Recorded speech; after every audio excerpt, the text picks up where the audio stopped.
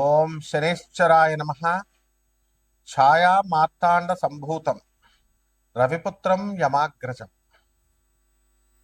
అని మనం శనీశ్వరుని అనేకమైనటువంటి పేర్లతో మనం చూస్తూ ఉంటాం. యమాగ్రజం యముడికి అన్నగారాయన, అలాగే ఛాయాకి సూర్యదేవునికి పుట్టినటువంటి వాడు.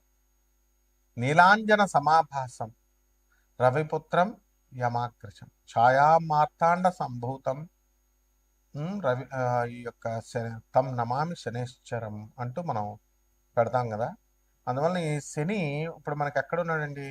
ఈ యొక్క సంవత్సరం అంతా కూడా, పరాభవనామ సంవత్సరం అంతా కూడా శని వక్రించి మీనరాశిలో ఉంటాడు.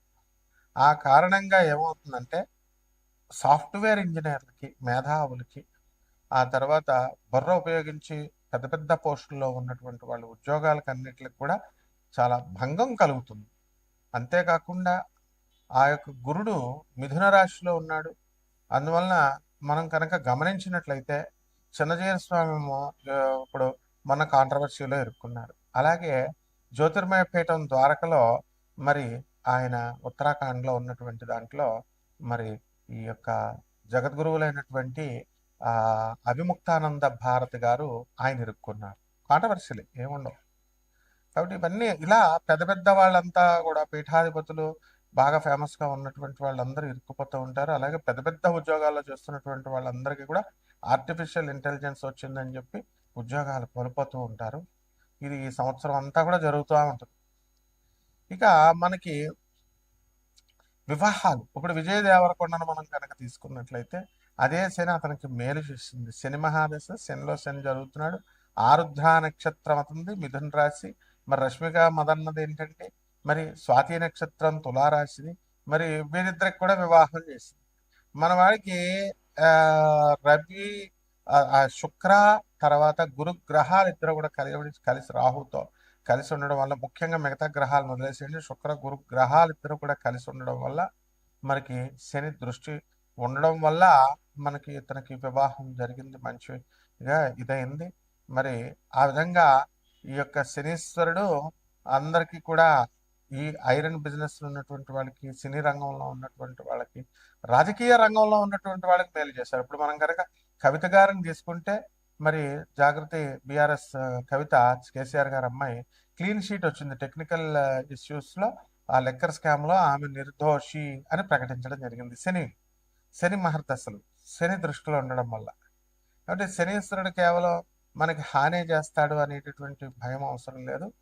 కాబట్టి ఈ విధంగా మనము పూర్వజన్మంలో మనం చేసినటువంటి పాపాల కారణంగా గురు దోషణలు, దైవ దోషణలు, అనాథలకి, వికలాంగులకి, సాధువులకి, మరి పేదవారికి మనం సహాయం చేయకుండా మూర్ఖంగా వెళ్ళిపోవడము, ఇలాంటివన్నీ చేయడం వల్ల, పాపాలు చేయడం వల్ల ఈ శని తన యొక్క డ్యూటీ తాను చేస్తాడు. శిక్షించే వాళ్ళని శిక్షిస్తాడు, మరి మెచ్చుకునేటటువంటి వాళ్ళని మెచ్చుకుని ఇవన్నీ ఇస్తాడు. మళ్ళీ మీరు గమనించినట్లయితే ఈ యొక్క పోతులూరు వీరబ్రహ్మేంద్ర స్వామి వారి బనగానపల్లి మఠం, వీరబ్రహ్మేంద్ర మఠానికి వాళ్ళ ఎప్పటి నుంచో ఎన్నో సంవత్సరాలుగా ఆగిపోయింది.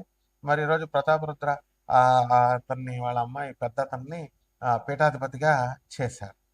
అంటే అపరిష్కృతంగా ఉన్నటువంటి పనులన్నీ కూడా పరిష్కృతమైపోయి ముందుకు తీసుకెళ్తా ఉంటాడు. ఏ ఏ రాశుల వారికి, ద్వాదశ రాశుల వారికి, మనకి ఏ రాశుల వారికి శని అనుకూలంగా ఉంటాడో ఆ యొక్క రాశులన్నీ కూడా ముందుకెళ్తాయి. ఏవైతే అనుకూలంగా లేవో వాళ్ళకి మరి దెబ్బతీస్తూ ఉంటాడు. అంతేకాకుండా ఇప్పుడు పంచగ్రహ కూటమి నడుస్తుంది. రాహువు, రవి, కుజ, బుధ, శుక్ర గ్రహాలు నడుస్తున్నాయి. కేతు సింహరాశిలో ఉన్నాడు.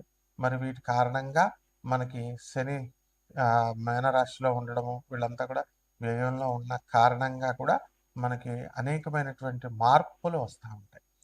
కాబట్టి ఇవి కోటాను కోట్ల మందికి కామన్ ప్లాట్ఫారం మీద మనం చూసి చెప్పేటటువంటి రాశి ఫలాలు, ద్వాదశ రాశి ఫలాలు.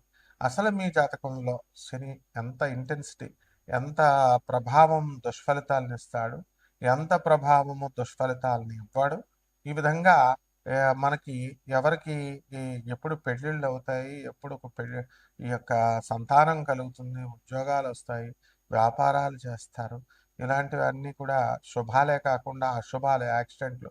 ఇప్పుడు సింహరాశి వారికి ఏం జరిగిందంటే, సింహరాశి మఖా నక్షత్రం సింహరాశిలో ఉన్నటువంటి ఒకళ్ళకి మరి బైక్ మీద వెళ్తుంటే అవతల వాడు బైక్ మీద వచ్చేసి గుద్దేశాడు, కోమాలోకి వెళ్ళిపోయాడు. మరి వైద్యం జరగాలి కదండి.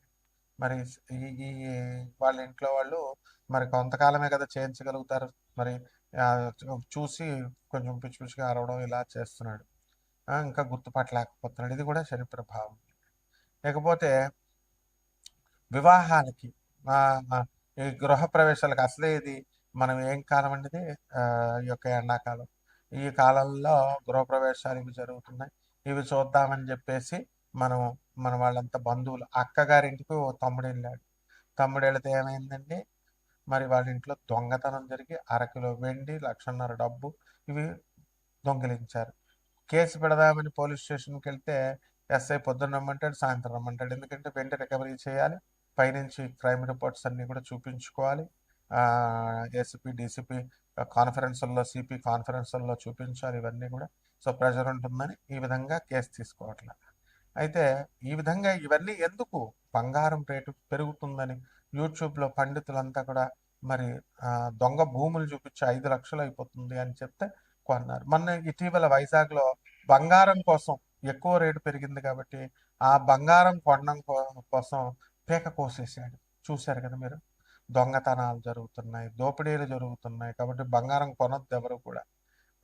పేదవాళ్ళ యొక్క ఖర్చు అనేటటువంటిది బాగా పడుతుంది, శాపం అనేటటువంటిది. కాబట్టి మీ వ్యక్తిగత జాతకాల కోసం మమ్మల్ని సంప్రదించండి. పూర్తిగా ఏమి కావాలో అన్నీ కూడా ఉద్యోగాలు ఎప్పుడు వస్తాయి ఇవన్నీ కూడా. ఇక ద్వాదశ రాశి వారి అందరికీ కూడా మనకి ఒక్కొక్క రాశి వారిగా ఈ పరాభవనామ సంవత్సరంలో మనకి ఏం జరుగుతుందో చూద్దాం. మీనరాశి. ఈ మీనరాశి వారందరికీ కూడా ఏలినాటి శని జరుగుతోంది.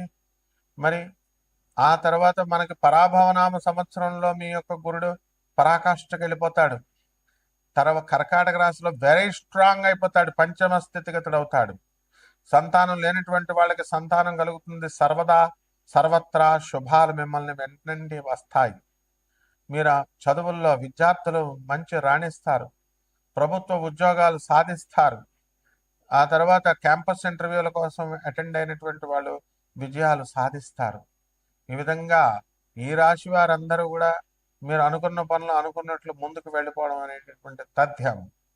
అలాగే ఈ రాశి వారు చక్కగా నూతన వస్త్రాలు కొనుక్కోవడం, నూతనంగా బంగారాలు కొనుక్కోవడం ఇలాంటివి జరుగుతాయి. అలాగే సంతానంతో పాటు మరి అనేక రకమైనటువంటి జంతు సంపద, పశు సంపదల్ని, ఆవుల్ని, గేదెల్ని, కొన్ని డైరీ ఫార్ములు ఇలాంటివన్నీ కూడా పెడతారు. వ్యవసాయంలో మీద అందవేసిన చెయ్యి. ఉద్యోగ విషయాల్లో మీకు ఎట్టి పరిస్థితుల్లో కూడా జాబ్ ఇన్సెక్యూరిటీ లేదు.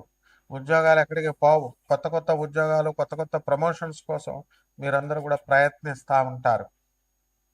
మీడియా రంగంలో ఉన్నటువంటి వాళ్ళందరికీ కూడా ప్రమోషన్స్, ఎక్కడికో మీరందరూ కూడా వెళ్ళిపోవడం అనేటటువంటివి జరుగుతాయి.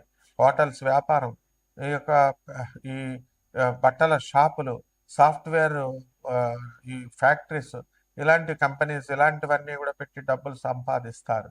ఇక ఈ రాశి వారికి అందరికీ కూడా పరిహారాలు ఏమిటంటే, ఏలినాటి శని జరుగుతుంది కాబట్టి శని జపం చేయండి, శని స్తోత్రాలు చదవండి, శనికి కిలోంపావు నల్ల నువ్వుల్ని, నల్లని వస్త్రాలను ఇచ్చి పేద బ్రాహ్మణులకు శనివారం నాడు ఉదయం 8 గంటలకు దానం చేసుకోండి. దశమహావిద్యల్లో ఒకటైనటువంటి మహాకాళి అమ్మవారి యొక్క హోమాన్ని మీరు చేసుకోండి ఇంట్లో. ఆమె అమ్మవారి యొక్క, మహాకాళి అమ్మవారి యొక్క మంత్ర జపాన్ని చేయండి. అలాగే జమ్మి చెట్టు చుట్టూ ప్రదక్షిణాలు చేయండి, రావి చెట్టు చుట్టూ ప్రదక్షిణాలు శనివారం నాడు చేయండి. ఓం శనేశ్వరాయ నమః అంటూ ఈ రకంగా చేసుకున్నట్లయితే ఈ యొక్క మీనరాశి వారికి అందరికీ కూడా టీ తాగినంత రిలాక్స్డ్గా అయిపోతారు. మీరు జీవితంలో అన్ని టెన్షన్స్ నుంచి మీరు పరాభవనం సంవత్సరంలో తప్పించుకోగలుగుతారు. శుభమస్తు.